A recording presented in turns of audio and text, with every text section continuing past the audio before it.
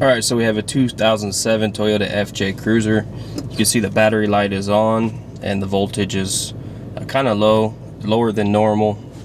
I was driving the other day, noticed that the light was on, and you can kind of see the gauge drop a little bit when I hit the brakes, as well as turning the steering wheel, or if I turn the AC on full blast, you can kind of see the gauge drop a little bit. That's usually going to be an indicator that your charging system is not working properly. It's not charging the battery up enough. So most likely we have a bad alternator. But we're going to go check the voltage that it's giving the battery, and we'll see what that says. So we can see that the alternator is only charging the battery a little bit less than 12 volts or around 12 volts, which is pretty low. Usually you want to see 13.5 volts or around there, or at least above 13. So in this case, it looks like we have a bad alternator, so we're going to go ahead and replace it. So to do this job, you're going to obviously need to replace the alternator. So I went with the Duralast remanufactured model because it's only about 155 bucks. AutoZone had it in stock and it has a lifetime warranty. The Toyota OEM model that you get from the dealer was about 300 or 400 bucks. So I really didn't want to go that route. There is a core charge, so do save your old alternator when you take it off to go get some of your money back. So you're going to need a multimeter to check the voltage that your alternator is giving to your battery. You're going to need a 10 and a 14 millimeter socket, preferably deep. I have a flex head ratchet that helped as well. You're going to need a few different sized extensions. And also, if you have some just regular wrenches, I had some ratcheting wrenches, 10 and 12 millimeter, that helped a little bit. And also a breaker bar can be helpful in loosening the tensioner, the belt tensioner, so that you can get your alternator off. So the first thing I'm going to do is just remove the battery. Now we're removing the battery to, one, give us more space, and two, so that we take electricity out of the equation. Anytime you're working with any electrical components, connectors, the alternator, things of that nature, you just want to take electricity out of the equation. So I'm going to unbolt the battery holders as well as the positive and negative terminal connectors on the battery.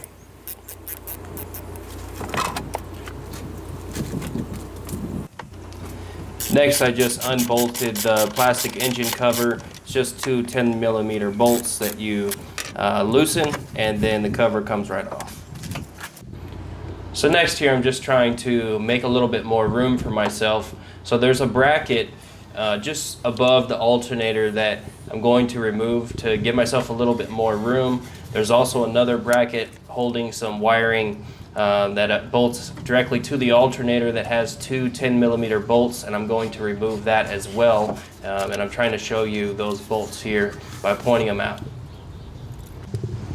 So on the alternator, you're going to need to disconnect the wiring harness and connector. So here I am showing you how to unlock the connector. So you just press down on the top portion with your finger and then pull up, and the connector comes right out. On the other harness, there's a plastic protective covering. I just kind of pulled up with it and found that to be the easiest for it to come off. And once you have it off, there's a 10 millimeter bolt that you have to loosen to remove the connector. So next up, I'm just going to loosen the serpentine belt so that we can get it off of the alternator. If you look directly to the left of the alternator, you're going to see an idler pulley. Just below that is going to be the belt tensioner. Now you're going to need a 14 millimeter deep socket, as well as an extension and a breaker bar, or a really long ratchet. So you're going to basically turn this counterclockwise, and that will release the tension on the serpentine belt so that you can get it off of the alternator. And then we're going to remove the two bolts on the alternator so that are holding it in place, so that we can install it in reverse order. Now you want to take note of your belt diagram here, or make sure you have one handy to make sure that the serpentine belt is routed in the proper path when putting it back together. So next up, we're just going to unbolt the alternator. There's two bolts holding it in place. Both are 14 millimeter. There's one on top, and then there's one underneath on the bottom left hand corner, which I'm showing you here. Now both of these bolts are a little bit, they're tensioned down pretty good, so you might need your breaker bar. I did have some trouble, but I was able to get it out with the breaker bar, no problems.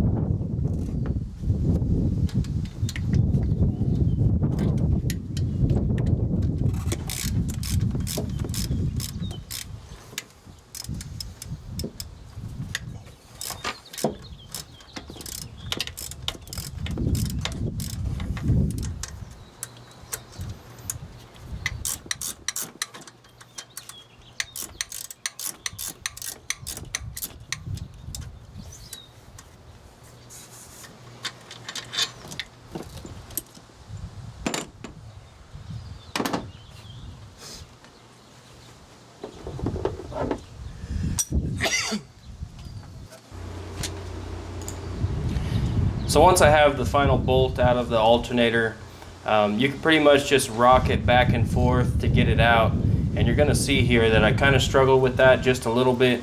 You kind of got to rock it back and forth while lifting up. And it is a little bit of a challenge, but if you fiddle with it for just enough time, you'll start to see it. You'll start to feel it give, and then it does come right out. You just have to play with it a little bit. So I'm just trying to wiggle it out from the tight space here, the radiator fan and everything else that's in the way, just trying to pull it up. And it was a little bit of a challenge. Don't expect your hands to look perfect afterwards. I've got quite a few cuts on my hands after doing this, but here's the Toyota alternator that came out. So now we just have to basically repeat the process to install the new alternator. And it should be good to go.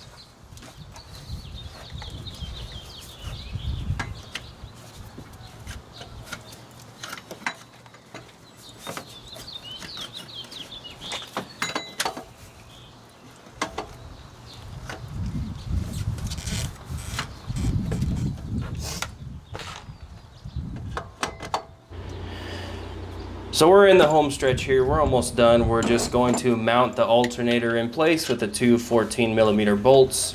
Now these bolts are going to want to be torqued down pretty tight. I don't have the exact torque spec, but you're just going to want to make sure they're nice and tight. And once that's installed, you can remount the bracket that held the wiring harnesses, plug in the two electrical connectors on top of the alternator, and then we will reinstall the belt after that.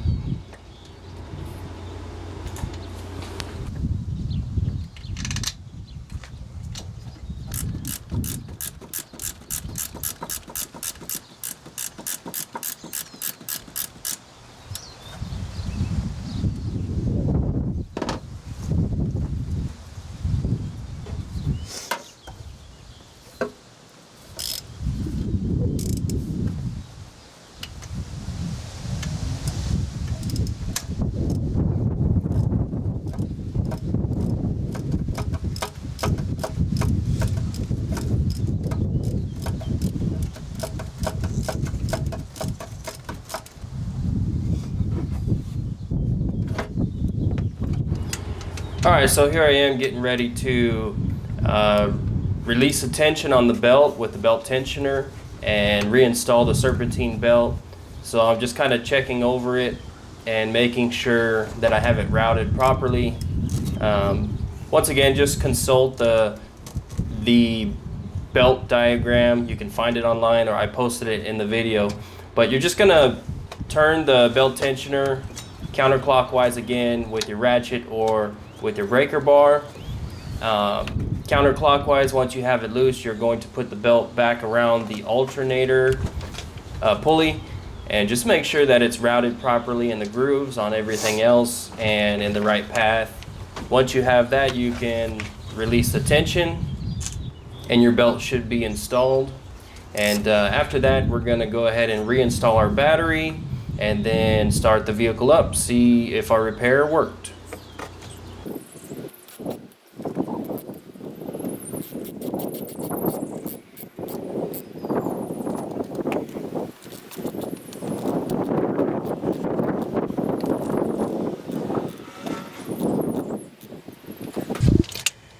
Alright, so alternator is replaced.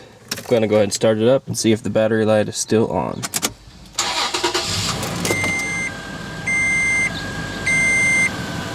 No battery light. We see the battery voltage going up towards in between 12 volt and 18 volt, so it looks like we're okay. Alright, so now we have 13.5 volts going to the battery with the vehicle running, so looks like a successful repair. Just wanted to thank everyone for watching. This job took about 30 to 45 minutes. Might take a little bit longer if you haven't worked on cars before, but I think just about anyone could do this with just a little bit of mechanical knowledge. And that's about it. If you guys enjoyed the video or it was helpful, please like, share, and subscribe to the channel if you want to see more videos. Take care, guys.